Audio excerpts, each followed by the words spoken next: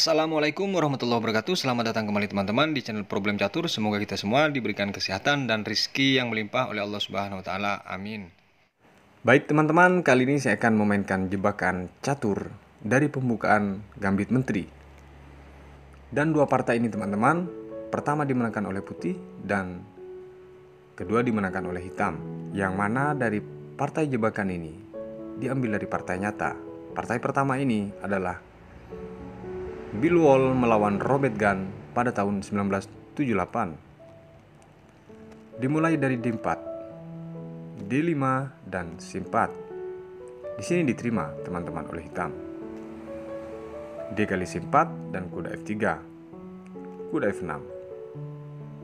E3 dijawab oleh putih sekaligus mengancam pion C4. G6 mengabaikan itu dari hitam, pengembangan gajah. Pion C2-nya sekaligus untuk rokade.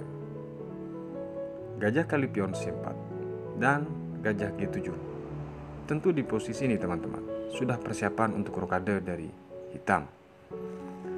Tapi langkah jebakan atau langkah kejut dari putih ini teman-teman, sekilas memang tidak tampak.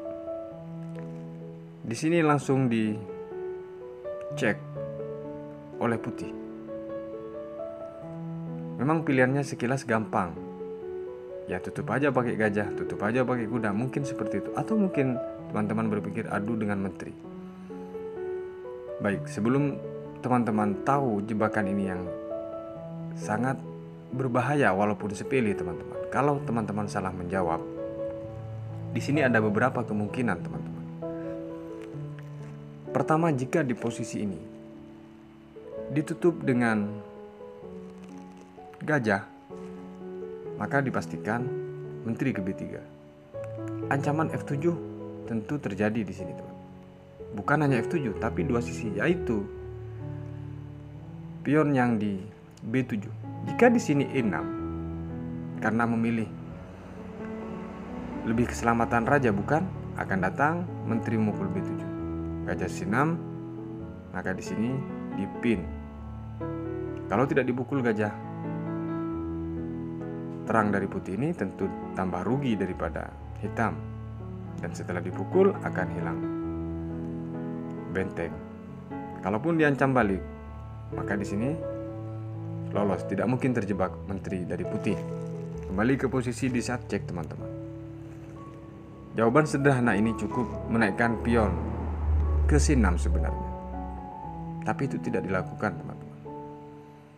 Karena kalaupun seperti ini, dari putih tetap ingin memaksa untuk menyerang, maka di sini rokade dan aman. Sebenarnya teman-teman, tinggal pengembangan langkah berikutnya dari hitam untuk mempertahankan atau menjaga serangan daripada putih. Kembali ke posisi di saat menteri keempat. Langkah partai ternyata teman-teman dari hitam menjawab dengan kuda B ke D7, yaitu untuk menutup cek tersebut. Dan ketika menteri ke B3 mungkin pikirnya adalah tetap terjaga oleh gajah terangnya dari hitam tersebut. Tapi langkah kejut ini betul-betul membuat terkejut dari hitam, karena di langkah ketujuh ini teman-teman dibuang gajah dengan mukul F7 cek. Di sini berpikir keras dari hitam. Jika di sini teman-teman raja bergeser ke F8 misalnya, tidak memukul gajah, akan datang kuda C3. Tentu kuda itu atau gajah yang di F7 memang sengaja dibiarkan. Kalaupun di sini mengancam, maka di sini B3 dilindungi kembali teman-teman. Kembali ke posisi, langkah partai dimainkan oleh hitam. Dipukul oleh raja. Dan datang kuda G5 cek. Ternyata teman-teman di langkah ke-8 dengan cek kuda di G5 ini, hitam menyerah. Kok bisa menyerah?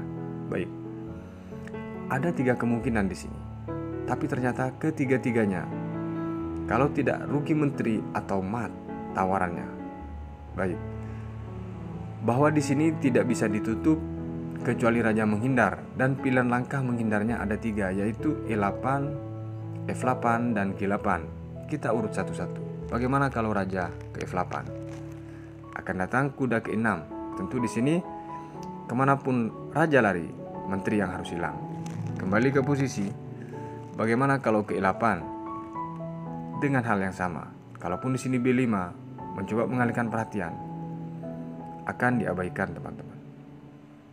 B8 misalnya tetap akan dipukul menteri ini. Kembali ke posisi,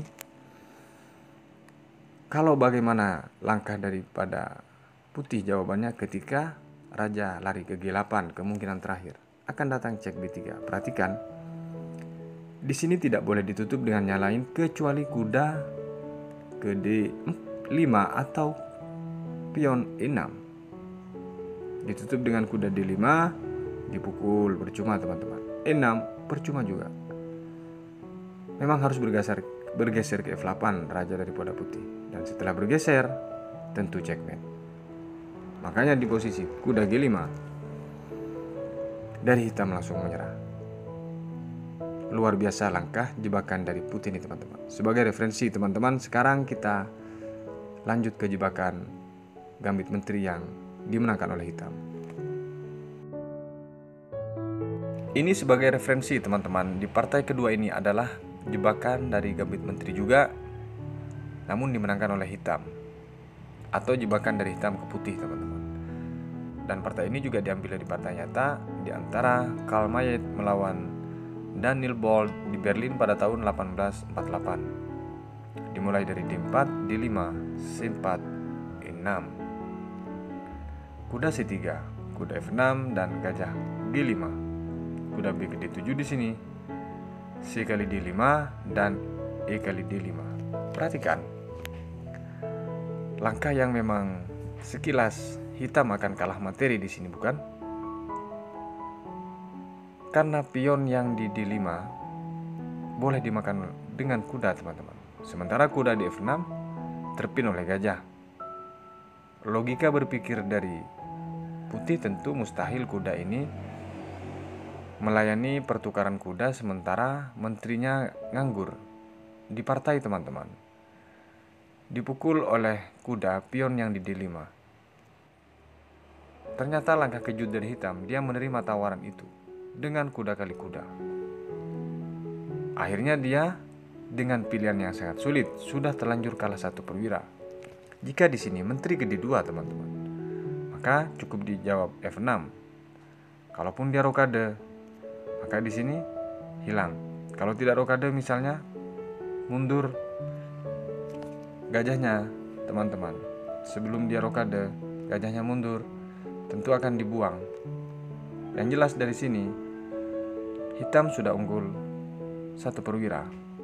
Kembali ke posisi, kemungkinan yang lain analisanya teman-teman. Bagaimana kalau gajah ini lari ke D2?